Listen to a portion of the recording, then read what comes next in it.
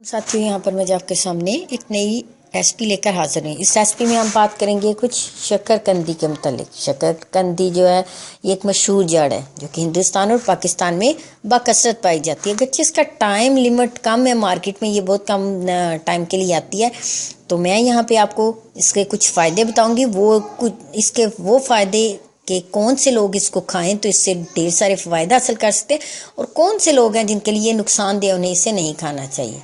तो सबसे पहले बात करते हैं इसके पकाने के तरीके से। चाहे आप इसको बॉईल करके खाएं या कोयलों के अंदर दबा कर इसको भून कर खाएं, ये हर तरीके से इसकी अफादियत जो है वो सेम है।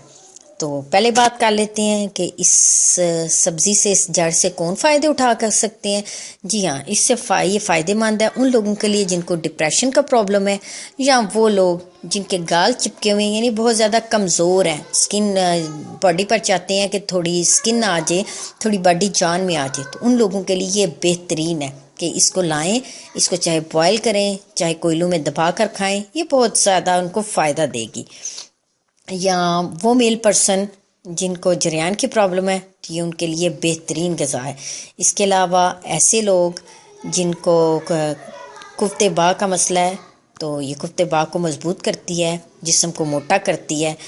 इसके अलावा वो लोग जिनको सर्दी बहुत ज़्यादा लगती है, यानी इतनी सर्दी कि कपकपी और दांत बजने शुरू हो जाते हैं, तो ऐसे लोगों के लिए भी ये बेहतरीन है।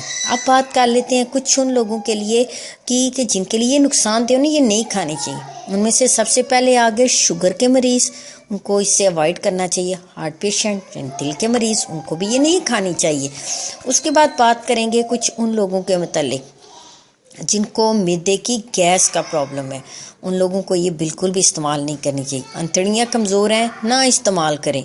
या जिनका हाजमा कमज़ोर है, लेकिन अब वो जिनका हाजमा कमज़ोर है और इसको खाना चाहते हैं, उनके लिए टिप यही है कि इसमें चीनी या शहद मिलाकर खाएं, तो ये बहुत जल्द हज़म हो जाएगी।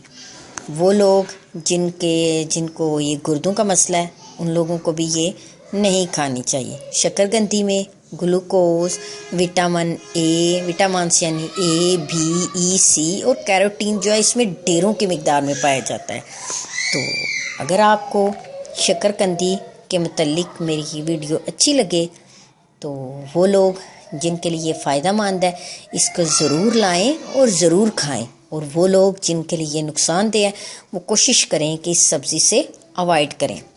अगर शकरकंदी के मुतालिक आपको मेरी ये इन्फॉर्मेटिव वीडियो अच्छी लगे तो मेरी वीडियो को लाइक करना, मेरे चैनल को सब्सक्राइब करना मत भूलिएगा। शुक्रिया।